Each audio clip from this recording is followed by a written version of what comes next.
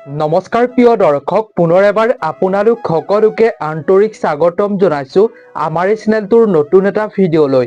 প্ৰিয় দৰ্শক, সমাগত মাঘী পূৰ্ণিমা 2025 বৰ্ষৰ এইবাৰ 12 ফেব্ৰুৱাৰী তাৰিখে পৰিছে। 12 ফেব্ৰুৱাৰী বুধবাৰৰ দিনটোত মাঘী পূৰ্ণিমা সমগ্ৰ ৰাজ্যজুৰি পালন কৰা হ'ব। এই মাঘী পূৰ্ণিমাৰ দিনা যদি আপোনাৰ হাতত আপুনি ঘৰতে থাকি এমুঠি চাউল লৈ আপোনাৰ ঘৰত য'ত চাউল ৰাখে তাৰ পৰা এমুঠি চাউল আপোনাৰ হাতত লৈ যদি আপুনি এই উপায়টো কৰি আপোনাৰ ঘৰৰ এই স্থানত আপুনি সেই চাউল মুঠি থৈ দিব পাৰে, তেনে ক্ষেত্ৰত আপোনাৰ ঘৰৰ আৰ্থিক সমস্যা দূৰ হ'ব। মা লক্ষ্মীৰ কৃপাত আপোনাৰ ঘৰত ধন সম্পত্তিৰে ভৰি পৰিব। মা লক্ষ্মী আপোনাৰ ঘৰলৈ প্ৰৱেশ কৰিব। মা লক্ষ্মী খুবেই প্ৰসন্ন হ'ব যদি আপুনি মাঘী পূৰ্ণিমাৰ দিনা এমুঠি চাউল লৈ এই উপায়টো কৰিব পাৰে। গতিকে আপুনি কেনেকৈ এই উপায়টো কৰিব আপোনাৰ ঘৰত আজিৰ এই ভিডিঅ'টোৰ জৰিয়তে আপোনালোকৰ লগত শ্বেয়াৰ কৰিম। প্ৰিয় দৰ্শক, আপুনি এই উপায়টো কেতিয়া কৰিব লাগিব? মাঘী পূৰ্ণিমাৰ দিনা আপুনি সন্ধিয়াৰ সময়ত কৰিব লাগিব। কেনেকৈ কৰিব লাগিব আপুনি ভিডিঅ'টো চাই থাকক, সুন্দৰভাৱে সকলোবিলাক কথা জানিব পাৰিব। কেৱল ইমানেই নহয়, আজিৰ ভিডিঅ'টোত আৰু কেইটামান আপোনালোকক মাঘী পূৰ্ণিমাৰ দিনা কৰিবলগীয়া কামৰ বিষয়ে জনাম। যিকেইটা কাম কৰিলেও আপুনি খুব ভাল ফল আগন্তুক বছৰটোত পাবলৈ সক্ষম হ'ব। সেইবাবে আপোনালোক সকলোৰে বাবে আজিৰ এই ভিডিঅ'টো খুবেই ইনফৰ্মেটিভ হ'বলৈ গৈ আছে। হিন্দু ধৰ্মৰ অনুসৰি পূৰ্ণিমা তিথিৰ বিশেষ মহত্ব বা তাৎপৰ্য আছে। পূৰ্ণিমা তিথিৰ দিনা আপুনি ভক্তি সহকাৰে ভগৱান বিষ্ণুক পূজা কৰিলে গোটেই বছৰটোৰ বাবে আপুনি আচৰিত সুফল পাবলৈ সক্ষম হ'ব পাৰে। জীৱনৰ বিভিন্ন সমস্যাও দূৰ কৰিব পাৰে। তেনে ক্ষেত্ৰত আপুনি এই উপায়টো কৰিলে আপুনি লক্ষ্মী নাৰায়ণৰ কৃপা অৱশ্যে লাভ কৰিব। দুয়োজনৰে আপুনি পৰম কৃপা দৃষ্টি লাভ কৰিবৰ বাবে সক্ষম হ'ব পাৰিব। গতিকে প্ৰিয় দৰ্শক, আপুনি কমেণ্ট ছেকশ্যনলৈ যাওক, ভক্তি মনেৰে আপুনি জয় লক্ষ্মী মা বুলি এটা সুন্দৰ কমেণ্ট লিখক। লগতে এই ভিডিঅ'টোত এটা লাইক কৰিব বুলি আশা কৰিলোঁ। ইয়াৰ উপৰিও যদি আপুনি প্ৰথমবাৰ আমাৰ চেনেলটোৰ ভিডিঅ' চাই আছে, তেন্তে প্ৰিয় দৰ্শক, আপোনালোক সকলোকে অনুৰোধ, এই চেনেলটো ছাবস্ক্ৰাইব কৰি ছাইডত থকা ঘণ্টাৰ দৰে আইকনটো অল কৰি ৰাখিব। যেতিয়াই আমি নতুন ভিডিঅ' আপলোড কৰিম আপোনালোকে সকলোতকৈ আগত দেখিবলৈ পাব।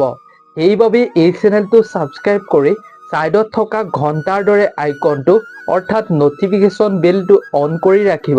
প্ৰিয় দৰ্শক, তেন্তে আহকচোন আমি আজিৰ এই ভিডিঅ'টোৰ মূল বিষয়বস্তুলৈ আগবাঢ়ো। দৰ্শক, মাঘী পূৰ্ণিমা মাঘ মাহৰ পূৰ্ণিমা তিথিত পালন কৰা হয়। ই হিন্দু ধৰ্মৰ বৌদ্ধসকলৰ ধৰ্মীয় উৎসৱ।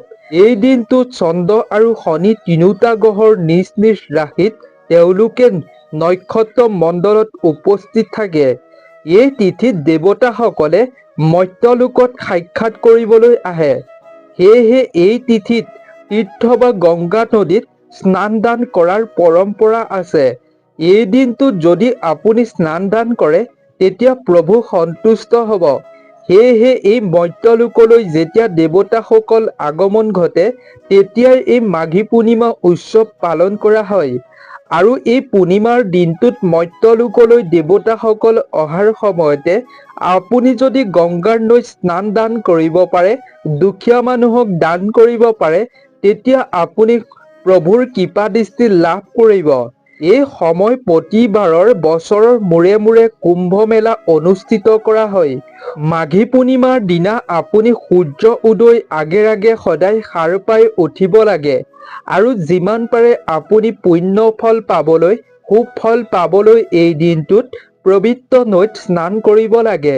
যদি আপোনাৰ বাবে সেয়া সম্ভৱ নহয়, তেতিয়াহ'লে আপুনি আপোনাৰ ঘৰতে থাকি কিছু গংগাৰ পানী অৰ্থাৎ গংগাৰ জল আপুনি বজাৰৰ পৰা ক্ৰয় কৰি আনি আপুনি যিখিনি পানীত ঘৰত গা ধুবলৈ উলিয়াব, সেই পানীতে আপুনি অলপ গংগা জল মিহলাই সেই পানীয়ে আপুনি স্নান কৰক আপোনাৰ সমস্ত পাপ দূৰ হ'ব, নাশ হ'ব জীৱনৰ পৰা সমস্ত পাপ। লগতে আপুনি এই দিনটোত এনেকৈ স্নান কৰিলে ভগৱান খুবেই প্ৰসন্ন হ'ব আৰু ভগৱানৰ কৃপা আপুনি লাভ কৰিব পাৰিব। প্ৰিয় দৰ্শক, আপুনি এই পবিত্ৰ নৈত যেতিয়া স্নান কৰিব, ঘৰতে থাকি স্নান কৰিব যেতিয়া, আপুনি মন্দিৰত গা ধোৱাৰ পাছত অৰ্থাৎ স্নান কৰাৰ পাছত ধ্যান কৰিব লাগে। গংগালৈ যাব নোৱাৰিলেও আপুনি এই কাম কৰিব লাগে। মাতৃ গংগাক ধ্যান কৰিব লাগে আপুনি স্নান কৰাৰ সময়ত। ইয়াৰ পিছত আপুনি প্ৰথমে সূৰ্য নাৰায়ণক অৰ্ঘ্য আগবঢ়াই তেওঁৰ আশীৰ্বাদ বিচাৰিব লাগে। তেওঁক প্ৰাৰ্থনা কৰি আপোনাৰ মনোকামনা কৈ আপুনি প্ৰাৰ্থনা কৰিব লাগে। তেওঁ যাতে আপোনাক আশীৰ্বাদ কৰে তাৰ বাবে আপুনি আশীৰ্বাদ বিচাৰিব লাগে।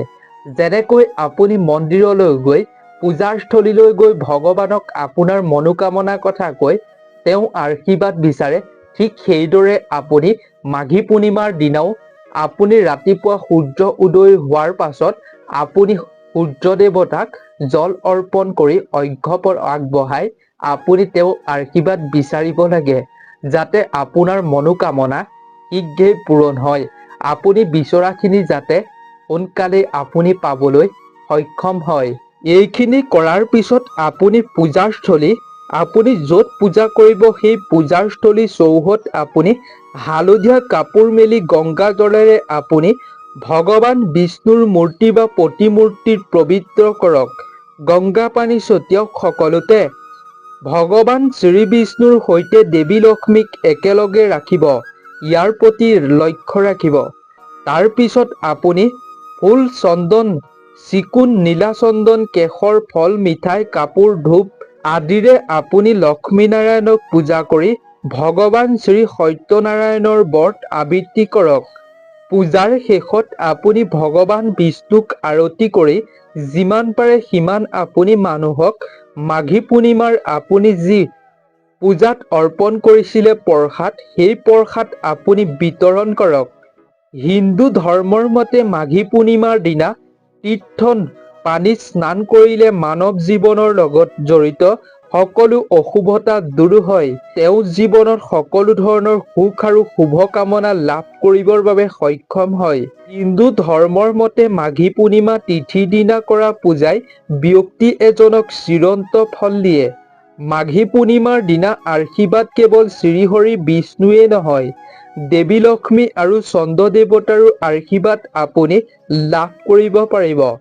এনে অৱস্থাত আপুনি এই দিনটোৰ সন্ধিয়াৰ সময়ত আপুনি এই উপায়টো যদি কৰিব পাৰে, তেনে ক্ষেত্ৰত আপুনি তেওঁলোকক খুবেই প্ৰসন্ন কৰিব পাৰিব।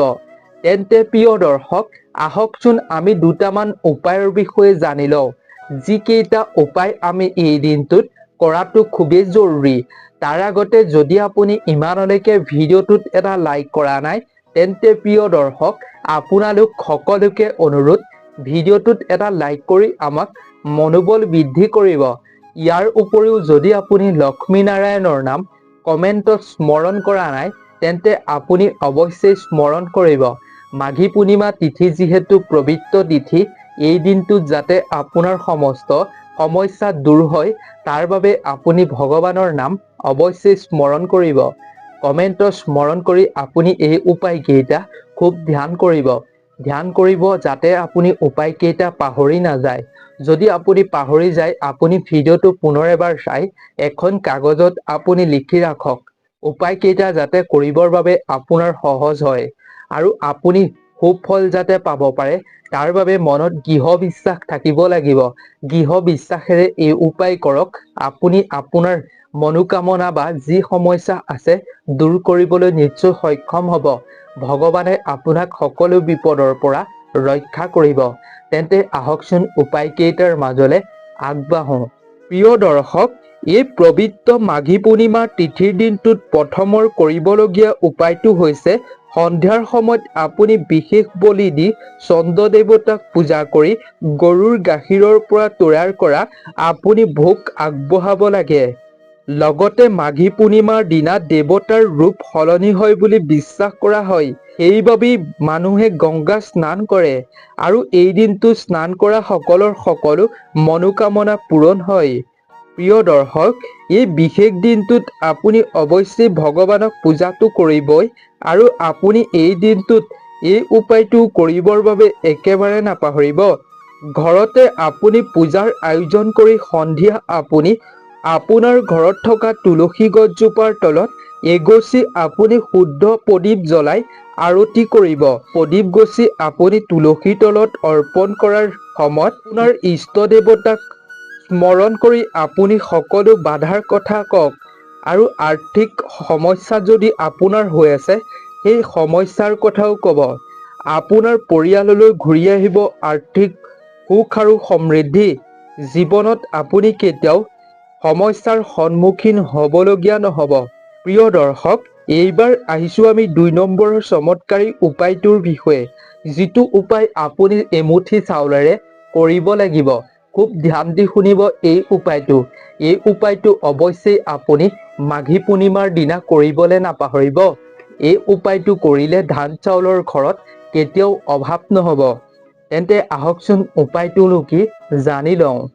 প্ৰিয় দৰ্শক, মাঘী পূৰ্ণিমাৰ দিনা আপুনি ৰাতিক চন্দ্ৰ দেৱতাক আপুনি জোনৰ পোহৰলৈ চাই যেতিয়া আপুনি চন্দ্ৰ দেৱতাক প্ৰণাম কৰি আপুনি প্ৰসাদ আগবঢ়াব, পিছত আপুনি আপোনাৰ ঘৰত থকা চাউলৰ পৰা আপুনি কিছু চাউল উলিয়াব, অৰ্থাৎ এমুঠি আপোনাৰ চাউল হাতত ল'ব আৰু আপুনি সেই চাউল মুঠি চন্দ্ৰ দেৱতাক অৰ্পণ কৰিব আৰু আপুনি সেই চাউল মুঠি আপোনাৰ ধন সম্পত্তিৰ স্থানত ৰাখিব। এনে কৰিলে আপোনাৰ ধন সম্পত্তি ধান চাউলৰ কেতিয়াও অভাৱ নহ'ব। যদি আপুনি মাঘী পূৰ্ণিমাৰ দিনা এমুঠি চাউল আপোনাৰ হাতত লৈ জোনৰ পোহৰলৈ চাই চন্দ্ৰ দেৱতাক আপুনি আগবঢ়াই আৰু সেই আপুনি চাউল মুঠি নি আপোনাৰ য'ত ধন সম্পত্তি থাকে, লকাৰ, আলমাৰি, য'তেই আপুনি ধন সম্পত্তি ৰাখে, সেই তাতেই আপুনি সুৰক্ষিত স্থানত এখন ৰঙা বা হালধীয়া কাপোৰত আপুনি টোপোলা আকৃতিত কৰি আপুনি সেই টোপোলাটো আপুনি লকাৰত ভৰাই ৰাখক। এনে কৰিলে আপোনাৰ ধন সম্পত্তিৰ কোনোদিনেই অভাৱ নহ'ব। ইয়াৰ দ্বাৰা চন্দ্ৰ দেৱতাও প্ৰসন্ন হ'ব আৰু আই লক্ষ্মীও প্ৰসন্ন হ'ব। কাৰণ যিহেতু মা অন্নপূৰ্ণা ঘৰত বাস কৰে, চাউলত বাস কৰে, ধান চাউলেই হৈছে মা লক্ষ্মী। সেইবাবেই আপুনি ধান চাউলক যদি এনেকৈ আপুনি সুৰক্ষিত স্থানত ৰাখিব পাৰে ভগৱানৰ চৰণৰ পৰা নি, তেতিয়াহ'লেতো আপুনি মা লক্ষ্মীক আকৰ্ষিত কৰাটো একেবাৰে নিশ্চিত।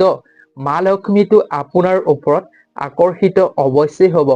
সেইবাবেই আপুনি মাঘী পূৰ্ণিমাৰ দিনা এই উপায়টো কৰিবৰ বাবে একেবাৰে নাপাহৰিব। এনে কাৰ্য কৰাৰ দ্বাৰা এজন ব্যক্তিয়ে নিজৰ কেৰিয়াৰত বহুখিনি অগ্ৰগতি লাভ কৰিব পাৰিব বুলি শাস্ত্ৰত বিশ্বাস কৰা হৈছে। সেইবাবে আপুনি ধৰ্মীয় শাস্ত্ৰৰ বিশ্বাস অনুসৰি এই উপায়টো কৰিবৰ বাবে একেবাৰে নাপাহৰিব। আজিৰ এই ভিডিঅ'টোত আমি যিটো উপায়ৰ বিষয়ে আপোনালোকৰ লগত শ্বেয়াৰ কৰিলোঁ, এই উপায়টো কৰি চাওক। আপুনি মাঘী পূৰ্ণিমাৰ দিনা সন্ধিয়া নিশ্চয় আপুনি সুফল পাব পাৰিব। আজিৰ এই ভিডিঅ'টো ইমানেই আছিল। আশা কৰোঁ ভিডিঅ'টো চাই নিশ্চয় ভাল পালে। যদি ভিডিঅ'টো চাই ভাল পালে তেন্তে আপোনাৰ বন্ধুবৰ্গ, আত্মীয় স্বজনৰ লগতো শ্বেয়াৰ কৰিব, যাতে তেওঁলোকেও এইখিনি কথা সুন্দৰভাৱে জানিব পাৰে। তেন্তে প্ৰিয় দৰ্শক, নতুন এটা ভিডিঅ'ৰ লগত আপোনালোক সকলোকে লগ পাম। আজিৰ এই ভিডিঅ'টোৰ পৰা বিদায় লৈছোঁ। আপোনালোক সকলো ভালে থাকক, সুস্থ থাকক, তাৰেই আমিও কামনা কৰিলোঁ। ধন্যবাদ।